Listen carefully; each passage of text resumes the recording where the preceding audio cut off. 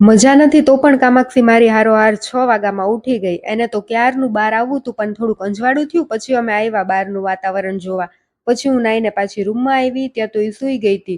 હવે મેં કીધું હાલો હું ઘરનું થોડુંક કામ કરી નાખું. કચરો વાળ્યો, નાસ્તાની ને ટિફિનની રોટલી બનાવી ને મારી દેરાણીએ ગુવાર બટેટાનું શાક બનાવ્યું. પછી મેં વાળમાં તેલ નાખી લીધું. 8:30 વાગ્યા ત્યારે કામાક્ષી ઉઠી ને પેટમાં દુખે એવું કહેવા માંડી. એને કાંઈ ખાવું પણ નથી કે તાવની દવા પણ નથી પીવી. શ્યામે કેટલી સમજાવી પણ એક જ વાત લઈને બેઠી કે પેટમાં દુખે.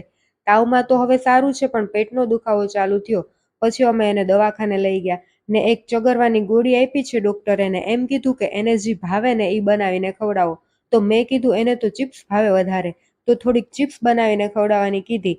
ઘરે આવીને મેં નાના નાના 2 બટેટા લીધા, છાલ ઉતારીને ખમણી નાખ્યા ને ચિપ્સ તળી નાખી.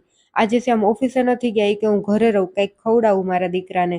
પણ કામાક્ષી છે કે કંઈ ખાતી જ નથી ને બસ સૂઈ જ ગઈ. મેં પછી એને પેટમાં હિંગ લગાડી દીધી ને કદાચ એને આરામ મળ્યો હશે તો ઝાઝી ઘડી સૂઈ ગઈ. બપોરે મેં કીધું લાવ થોડાક મગભાત બનાવવા દે ખાય તો, પણ એણે ઈ ન ખાધા, ખાલી થોડુંક મોસંબીનું જ્યુસ પીધું. થોડીક વાર થઈ ત્યાં ઈ પણ નીકળી ગયું ઉલટી થઈ. પછી શ્યામ ગામમાંથી શેરડીનો રસ લઈ આવ્યા અને ઈ પણ બહુ ન પીધો. હવે કામાક્ષીને પેટમાં દુખવાનું મટી જાય ને તો સારું.